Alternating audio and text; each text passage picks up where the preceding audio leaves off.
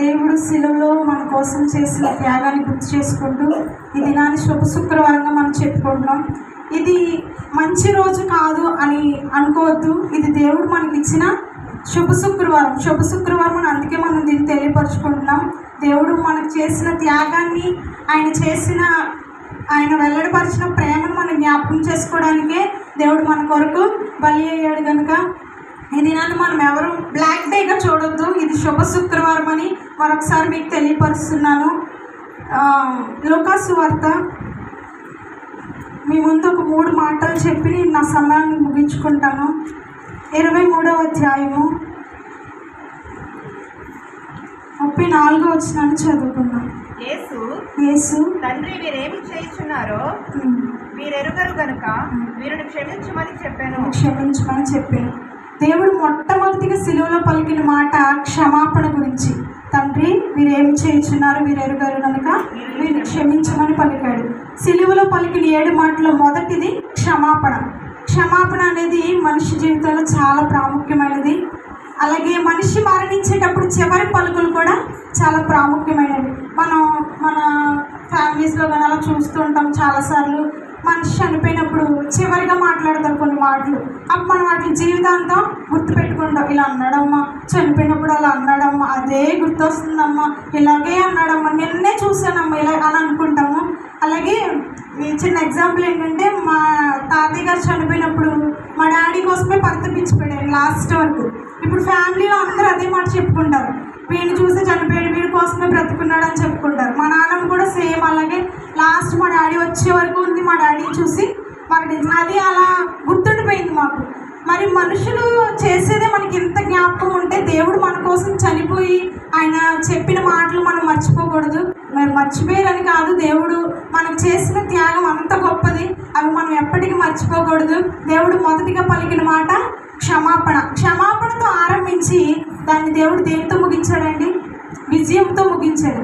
దేవుడు అలా చనిపోకపోతే అది మనకి ఈ రీతిగా మనం చేసుకోవడానికి కానీ, ఈ రీతిగా మనం జరుపుకోవడానికి కానీ, ఆయన మరణాన్ని మరలా మనం జ్ఞాపకం చేసుకోవడానికి కానీ ఉండదు. కొంతమంది ఏమనుకుంటారంటే, ఏసే చనిపోకపోతే బాగుండు, ఏసే అలా అవ్వకపోయి ఉంటే బాగుండు, అలా కొట్టేశారు ఇలా కొట్టేశారు అని అనుకుంటాం. కానీ కాదు, అది ప్రవచన నెరవేర్పు. అలా జరగాలని ముందే దేవుడు చాలా మంది ప్రవక్తలు ప్రవచించాడు. దేవుడు అందుకే ఆ రీతిగా వర్ణించాడు. ద్వితీయోపదేశకాండం 21వ అధ్యాయము 23వ వచనాన్ని ఒకసారి ధ్యానించుకుందాం.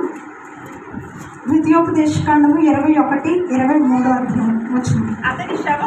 అతని శవము రాత్రివేళ అది కదా కొంచెం పై చదువు. మరణ శిక్షకు తగిన పాపము ఒకడు చేయగా అతని చంపి మ్రాను మీద వేలాడదీసిన ఎడల అతని శవము రాత్రివేళ ఆ మ్రాను మీద నిలవకూడదు. శాపగ్రస్తుడు దేవునికి శాపగ్రస్తుడు. అంటే ఇప్పుడు దేవుని మరణం శాపగ్రస్తమైందంటారా?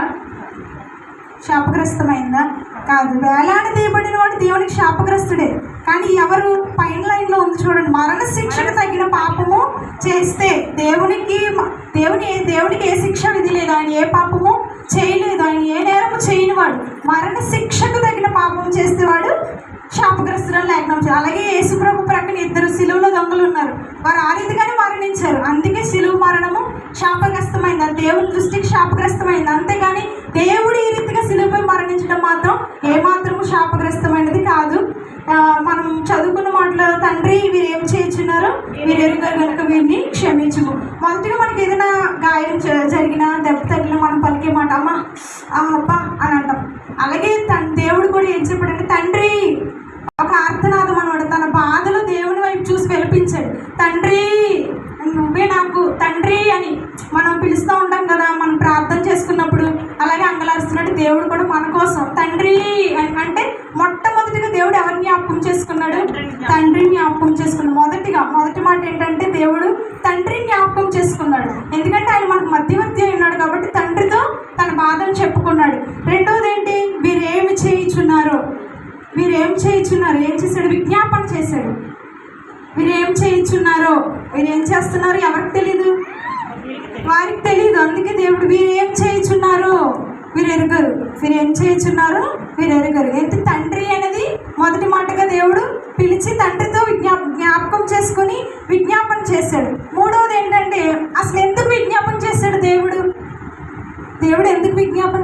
వారి కోసం వారి మనోనేత్రాలు తెరవబడలేదు. వాళ్ళు ఏం చేస్తున్నారో వాళ్ళకి తెలియదు.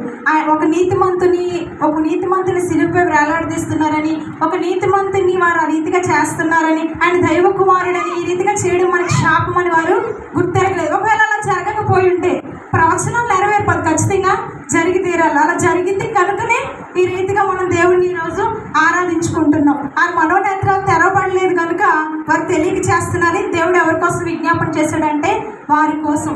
తెలియకుండా వారు అలా చేస్తున్నారు కనుక తండ్రి వీరేం చేస్తున్నారు వీరు ఎరుగరు కనుక వీరిని క్షమించమని వారి కోసం దేవుడు విజ్ఞాపన చేశాడు. ఎగ్జాంపుల్ ఏంటంటే పేతురు 3 సార్లు ఏమని చెప్పాడు దేవుడిని అప్పగించేటప్పుడు, ఈయన కూడా శిష్యుల్లో ఒక్కడే కదా, ఈయన కూడా నువ్వు అక్కడే ఉన్నావు కదా అంటే, నేను ఎరగను, ఆయన ఎవరు నాకు తెలియదు, అసలు నాకు ఆయనతో ఏ సంబంధం లేదన్నాడు. ఆయనతో ఉన్నవాడే, ఆయన శిష్యుడే, ఆయనతో కలిసి ఉన్నవాడే, ఆయనతో కలిసి తిన్నవాడే, ఆయన కూడా నేను ఎరుగునని చెప్పాడు. అలాంటి పేతురే దేవుని కోసం మరణించడానికి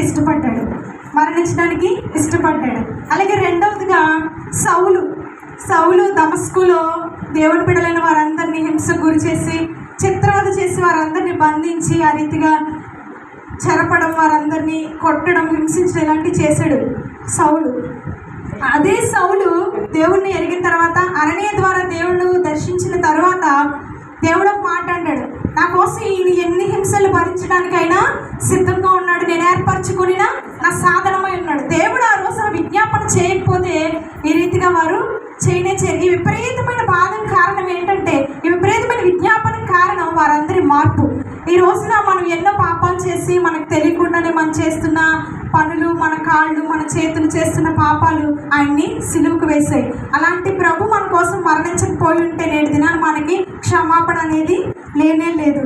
నేను మిమ్మల్ని క్షమించిన ప్రకారము మీరు కూడా ఒకరినొకరు క్షమించుకురడని లేఖనం చెప్తుంది.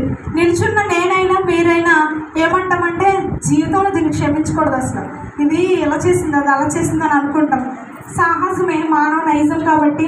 కానీ దేవుడు వారంతా చేసినా కూడా, వారన్ని దెబ్బలు కొట్టినా కూడా ఆయన ఏమన్నాడు, వీరిని క్షమించు అని పలికాడు. ఏ చేతులైతే స్వస్థపరిచాయో, ఏ చేతులైతే మనల్ని బాగు చేసాయో, ఏ చేతులైతే ఎన్నో అద్భుతాలు చేసాయో, ఏ చేతుల వైపు మనం చూసామో అవే చేతులు తండ్రి వైపు చూస్తూ, తండ్రి వీరేం చేయించున్నారో వీరు ఎరుగరు కనుక వీరిని క్షమించమని చెప్పాడు. ఆ పెయిన్ ఎలాంటిదంటే భరించలేనిదనమాట. చాలా విపరీతమైన బాధను ఉంటాడు యేసయ్య. మన కొరకు చాళ్ళుగా ఆయన దున్నబడ్డాడు. యెషయా గ్రంథం 53వ అధ్యాయంలో కూడా ఆయన కోసం ఎన్నో ప్రవచనాలు నెరవేర్పుంది. తృణీకరించబడ్డాడు, విసర్జించబడ్డాడు. ఆయన స్వరూపమైనను సొగసైనను లేనివాడుగా అయిపోయాడు. ఆయన వికారంగా మార్చబడ్డాడు. ఎందుకంటే మన కోసమే. దేవుడు చేసిన త్యాగాన్ని గుర్తు చేసుకుంటూ క్షమాపణ గుణాన్ని మనలో కూడా మనం ఏం చేయాలంటే రూపుదిద్దుకోవాలి.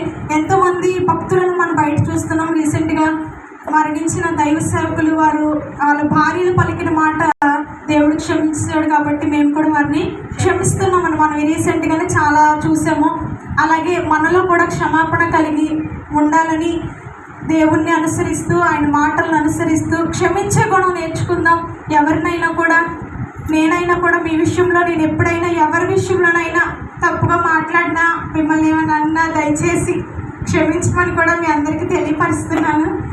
నాకు ఇచ్చిన ఈ సమయాన్ని ముగించుకుంటూ విని మీ అందరికీ వందనాలు చెల్లిస్తూ కొద్ది మాటలు దేవుడు దీవించింది కనుక